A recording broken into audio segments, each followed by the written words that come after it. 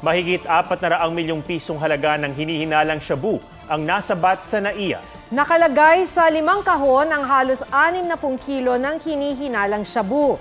Natunugan ng mga otoridad ang kahinahinalang mga package nang dumaan ang mga ito sa X-ray at K9 unit.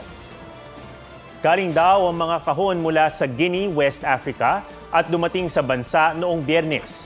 Inaresto ang 2 lalaki na kukuha sana sa package. Wala pa silang pahayag. Huwag magpahuli sa mga balitang dapat niyong malaman. Maaaring mapanood ang State of the Nation at iba pang newscasts sa youtube.com/GMAnews. I-click lang ang subscribe button. Sa mga kapuso naman abroad, maaari kaming masubaybayan sa GMA Pinoy TV at www.gmanews.tv.